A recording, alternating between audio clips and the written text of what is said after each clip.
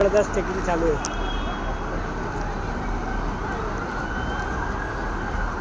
अस्सलाम वालेकुम मेरे भाइयों और बहनों, एक बहुत इम्पोर्टेंट चीज़ है जो हम लोग को करना होगा। तो गाइस, इमरत आईडी वालों के लिए अगर आपके पास इमरत आईडी है तो ये नियम जानना, ये खबर जानना बेहद ज़रूरी है, नहीं तो बहुत बड़ी प्रॉब्लम में फंस सकते हो। 4 इम्पोर्टेंट खबर सामने आ रही है क्योंकि यूएई से रिलेटेड कोई भी अपडेट आता है, कोई भी न्यूज़ आता है, मैं अपने चैनल पर आपके लिए डालते रहता हूँ। तो चलिए स्टार्ट करता हूँ, बताता हूँ अपडेट के बारे में। तो पहले आप ये खबर पढ़ें और ये नियम पढ़ें, क्योंकि अगर इनके साथ हो सकता है ये चीज़ तो आपके साथ भी हो सकता है। बेसिकली ये न्यूज़ में बताया जा रहा है, ये जस्ट अभी का न्यूज़ है, गल्फ़ न्यूज़ में जस्ट अभी इसका एक आर्टिकल आया और इसमें बताया गया है कि अबू धाबी के अंदर एक मैच के दौरान, ठीक है, अबू धाबी के अंदर एक फ़ुटबॉल मैच के दौरान ये 2 आपस के टीम वाले, क्योंकि मिस्र का कुछ खिलाड़ी थे जो क्लब से खेल रहे थे और अबू धाबी का भी कोई खिलाड़ी थे, वो लोग भी क्लब से खेल रहे थे। कंट्री वाइज ये टूर्नामेंट नहीं हो रहा था, मैच नहीं हो रहा था और ये फ़ुटबॉल खेलने के से आपस में लड़ाई झगड़ा कर लेते हैं, गाली गलौज कर लेते हैं वहाँ पे, क्योंकि लॉ सारे लोगों के लिए सेम है। और इसमें बताया जा रहा है कि इनको 3 लोगों को गिरफ्तारी होती है इमीडिएटली, क्योंकि सारे कैमरा में वहाँ पे देखा जाता है, गिरफ्तार करके जेल भेजा जाता है और इन पर जो जुर्माना लगाया जाता है वो 2-2 लाख दिरहम का जुर्माना लगाया जा सकता है। तो आप समझ सकते हो कि आप सिर्फ गाली गलौज और थोड़ा सा जस्ट आपस में लोग झोंक के वजह से इतनी बड़ी सज़ा दी जा सकती है।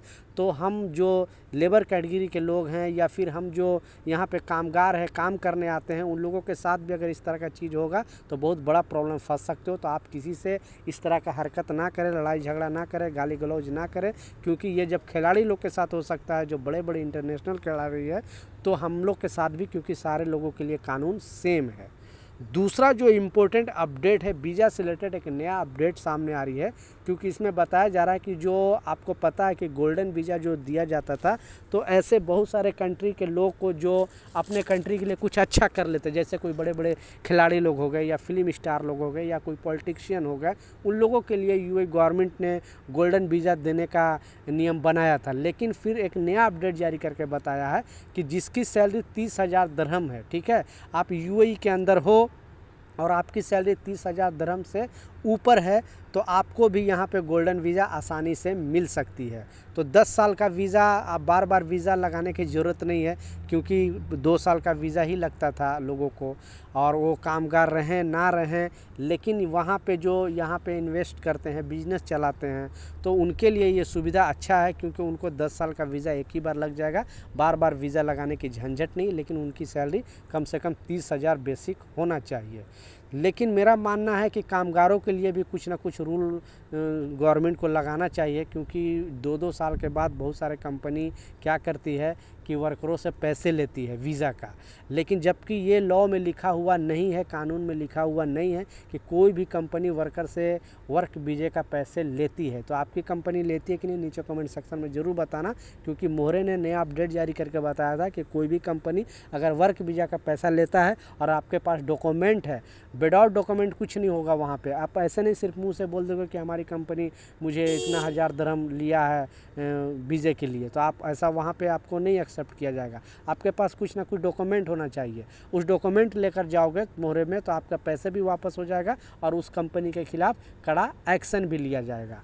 तो ये मोहरे का अपडेट था, मैं सोचा आप लोगों के साथ शेयर करूँ। जो नंबर पहले याद रखना, बहुत सारे लोग नए हैं, उनको पता नहीं होता है कि मोहरे में सैलरी से रिलेटेड या और कोई भी प्रॉब्लम से रिलेटेड कंपनी छुट्टी नहीं दे रही है, कंपनी वीज़ा का पैसे काट रही है, वीज़ा कैंसिल नहीं कर रही है। तो जो नंबर ये याद रखना, यूएई के अंदर, यूएई के किसी भी स्टेट में काम करते हो, 80084 ये नंबर है मोहरे का नंबर, आप कॉल करके अपना कंप्लेन दर्ज करा सकते हो।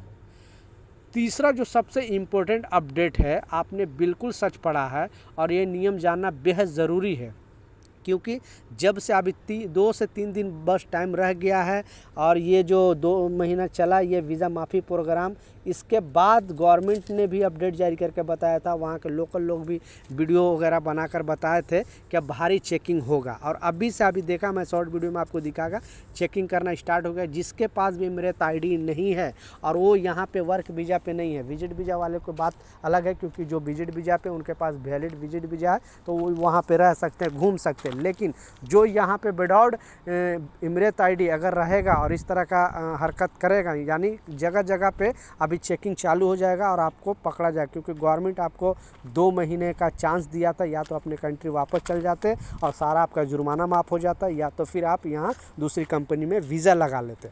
तो अभी चेकिंग स्टार्ट हो गया। अब सारे कैंप में भी जाकर चेकिंग होगी, बस में चेकिंग होगी, ये देखा ब्रिज पे चेकिंग हुई, रोड पर चेकिंग, हर जगह चेकिंग होगी। और जो पकड़ाएगा उसको गिरफ्तारी के साथ साथ जुर्माना भी लगाया जा सकता है। ठीक है। लास्ट जो सबसे इम्पोर्टेंट अपडेट है इमरत आईडी लोग के लिए, जो जिसके पास भी इमरत आईडी है उसके लिए ही एक नियम है।